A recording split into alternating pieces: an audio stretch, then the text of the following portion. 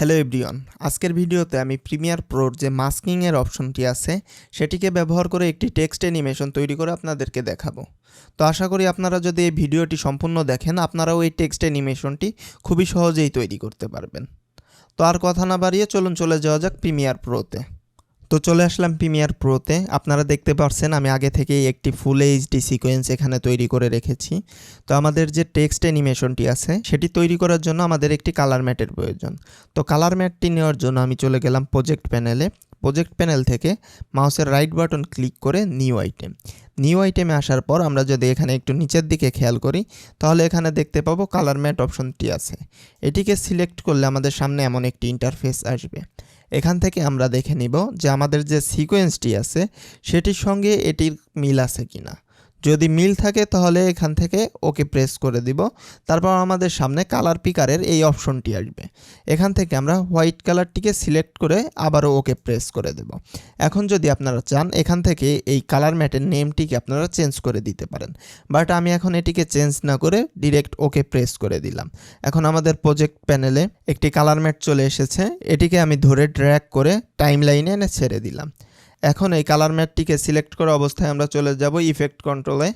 এখানে আসার পর যে ইউনিফর্ম স্কেল আছে এটিকে আমরা আনচেক করে দিব। আনচেক করলে আমাদের সামনে এরকম স্কেলের দুইটি অপশন চলে আসবে। এখান থেকে যে স্কেল হাইটটি আছে এটির ভ্যালু আমি করে দেব 2% করে হয়ে গেলে এখানে যে স্কেল উইথ আছে এটির এখানে আমি একটি কি ফ্রেম অ্যাড করে নেব। দেন এটির ভ্যালু আমি করে দেব 0%। তারপর আমাদেরকে সামনের দিকে 10 ফ্রেম যেতে হবে। তো 10 ফ্রেম সামনের দিকে যাওয়ার জন্য আমি কিবোর্ড থেকে শিফট প্লাস রাইট অ্যারো দুইবার প্রেস করছি। তাহলে আমরা 10 ফ্রেম সামনের দিকে চলে আসলাম। এখন এইখানে আমি এটির ভ্যালু করে দেব 50% করা হয়ে গেলে এটির যে সেকেন্ড কি ফ্রেম আছে সেটিকে সিলেক্ট করে মাউসের রাইট বাটন ক্লিক করে এখান থেকে ইজ ইন করে দেব। এখন চলে আসব টুলবারে আসার পর এখান থেকে টাইপ টুলটি সিলেক্ট করে প্রোগ্রাম মনিটরের উপরে এসে একটি ক্লিক করে দেব। এখন আপনারা এখানে যে কোনো কিছু টাইপ করতে পারেন। সাপোজ আমি এখানে টাইপ করলাম টেক্সট। দেন আমি এখান থেকে এটির ফন্ট চেঞ্জ করে দিচ্ছি। ফন্ট চেঞ্জ করা হয়ে গেলে আবারও সিলেকশন টুলটি নিয়ে এটিকে আমরা একটু বড় করে নেব। বড় করা হয়ে গেলে এটিকে এরকম একটি পজিশনে বসিয়ে নেব। দেন আবারও চলে যাব ইফেক্ট কন্ট্রোলে আসার পর আমরা যদি এখানে ভালো মতো খেয়াল করি তাহলে দেখতে পাবো টেক্সট লেয়ারের পাশে একটি রাইট অ্যারো চিহ্ন আছে। এটির উপরে ক্লিক করলে আমাদের সামনে এরকম আরও অনেকগুলো অপশন আসবে। আমরা এখান থেকে যদি একটু নিচের দিকে যাই তাহলে এখানে আমরা দেখতে পাবো মাস্কিং এর অপশন। এখান থেকে আমরা রেড অ্যাঙ্গুলার মাস্কটিকে সিলেক্ট করে দিব। দেন প্রোগ্রাম মনিটরে এসে এটিকে আমরা রিসাইজ করে নিব যাতে আমাদের টেক্সটটি সম্পূর্ণ দেখা যায়। টেক্সটটি সম্পূর্ণ দেখা গেলে এটিকে আবার ধরে ড্র্যাগ করে এরকম একটি পজিশনে বসিয়ে নেব। দেন আবার চলে আসব ইফেক্ট কন্ট্রোলে।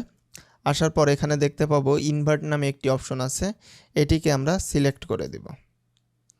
দেন আবার টাইম লাইনে এসে দুটি লেয়ারকে সমানভাবে বসিয়ে নিয়ে আবারও চলে যাব ইফেক্ট কন্ট্রোলে আসার পর এখানে যে পজিশন আছে এই পজিশনের এখানে আমি আরেকটা কি ফ্রেম অ্যাড করে দিব। কি ফ্রেম অ্যাড করা হয়ে গেলে আমি এখানের সেকেন্ড ভ্যালুটিকে চেঞ্জ করে দিব যাতে আমার টেক্সটটিকে দেখা না যায়। দেন আবার চলে যাব 5 ফ্রেম সামনের দিকে।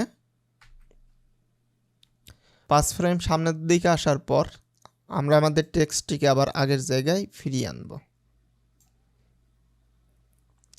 এখন যদি আমরা এটিকে প্লে করি তাহলে দেখতে পাবো এমন একটি টেক্সট অ্যানিমেশন তৈরি হয়ে গেছে।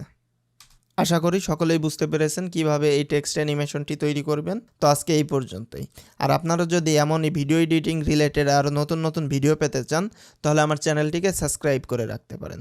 তো দেখা হচ্ছে নেক্সট ভিডিওতে। ততক্ষণ পর্যন্ত সুস্থ থাকুন। আল্লাহ হাফেজ।